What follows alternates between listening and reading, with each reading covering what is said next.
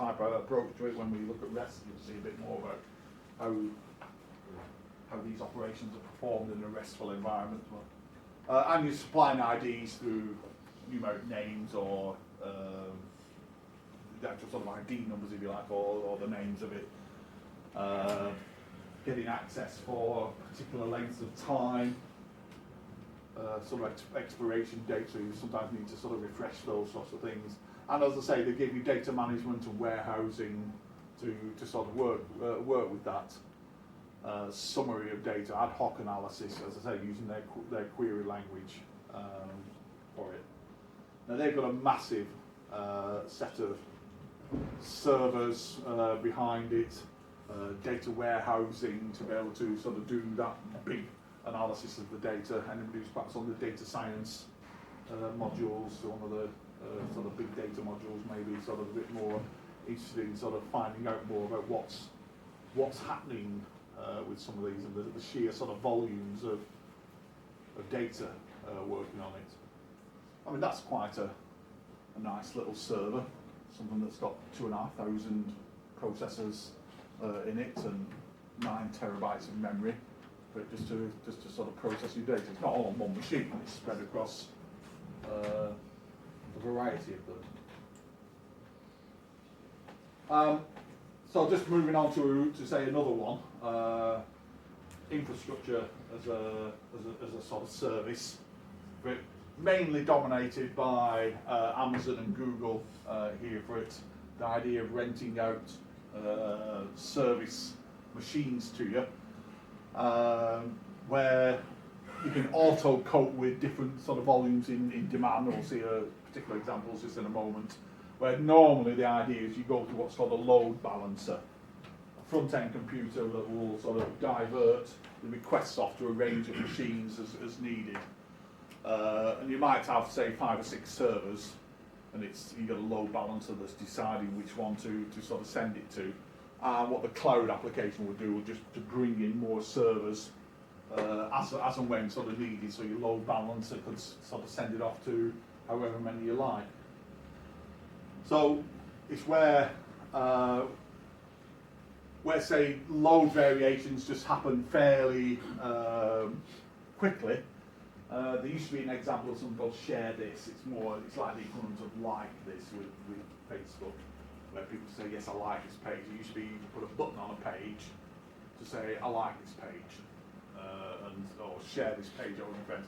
These days it's just done with Facebook. You have a Facebook link and people say, yeah, I like this, and it gets sent out to all your friends and all sorts of all the ones. And it's difficult to estimate the server load at any particular time because it's driven by things like news events, things that are sort of going on.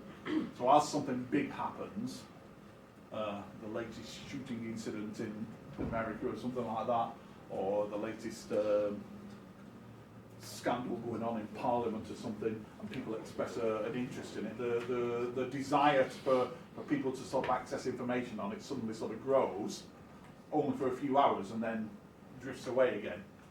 So in a sort of cloud solution, you'd want to say move from having something like 100 machines available to doing it to perhaps sort of 3,500 in one day that just can suddenly take that load and then drift away again.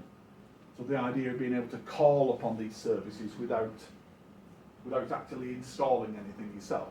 And I gave last week the idea of you don't want to be dashing off down to PC World buying 2,000 machines, setting them up and linking them all together. You just want to be able to call them up on demand and then say, I don't want them anymore for it. So think about how long it would take to commission 3,500 computers manually just for a 1-day increase in demand.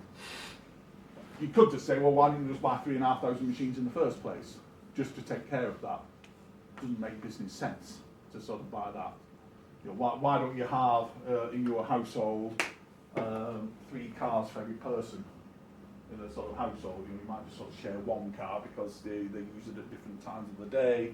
You sort of manage things as well, and then when some special event occurs, there's a big party go on, you rent a minivan or you rent something to go on holiday for it. So it becomes very easy to cope with these sort of spikes in demand, or with compute-intensive tasks for it.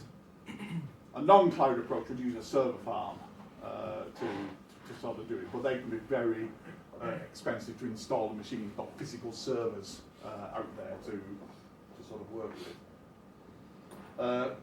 Picking up another example in terms of compute intense tasks.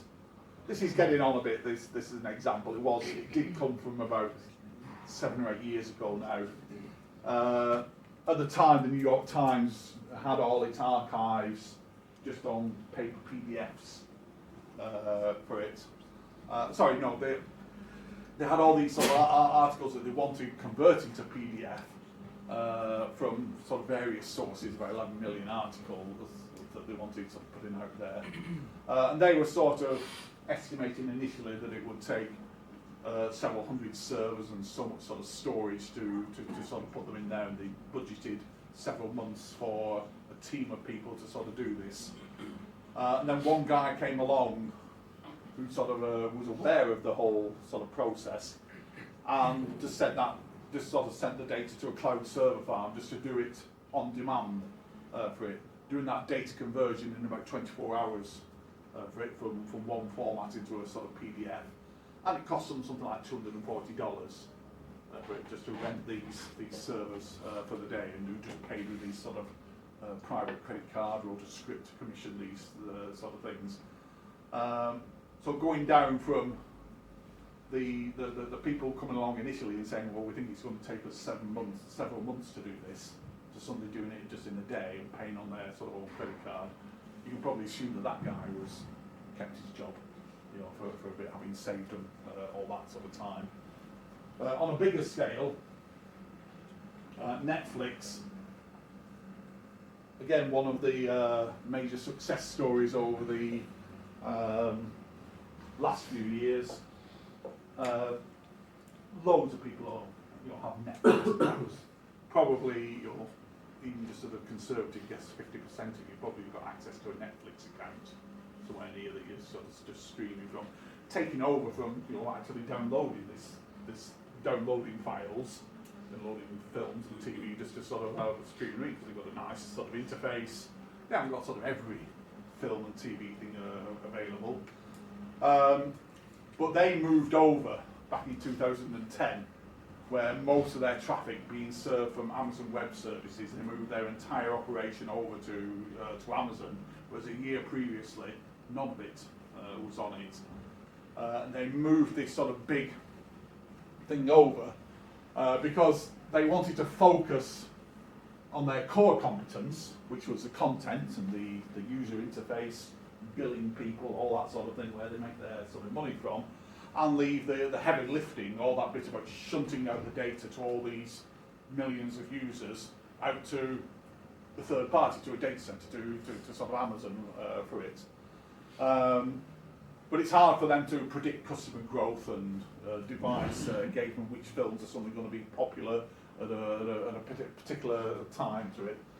But they had a strong belief early on that it would sort of succeed for it. Because what the sort of thing that they're wanting to do, they're streaming out movie sort of television things and playback for them. So the media files are stored on Amazon's S3 data stores for this. But they have to do lots of transcoding to different devices depending on where it's streaming to. You don't just necessarily stream to just like a TV screen. You're streaming out to laptop screens, to an iPad, to a small sort of screen, and they don't all get the same files. They stream out different ones according to the target device. So this is where they're using the elastic compute part of Amazon to do the transcoding between different sort of formats to it. All the bits about movie lists and searching, that's sort of hosted on Amazon Web Services for it. So they're using the Amazon sort of services big in the background. Now, Amazon doesn't own them. They just sort of learn to use it well and to commit themselves for it. They're moving over from one sort of comfort zone, if you like, through to a completely new sort of field for it. changed that phrase from one of the original phrases, but you're not in Kansas anymore, but people didn't recognise the Wizard of Oz reference there for it.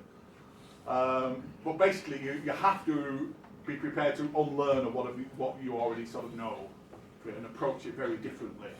Assumptions about network capacity, hardware reliability, that sort of thing. Dealing with co-tenancy, multiple sort of companies sharing the same one. Because the variance can occur, problems can occur at any sort of level to this. And how they approached it was many people are afraid to test their software, and it can be the same with your own sort of one. Yeah, you write some sort of testing things, but you carefully structure them, perhaps so that I'll show off the best things of my sort of piece of work, and I don't really want to sort of test some of the thing.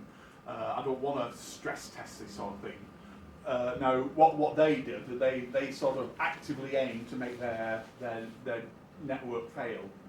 And they released something that they call their Chaos Monkey, that every day goes out and tries to make the network fail for it, to identify where these sort of problems are.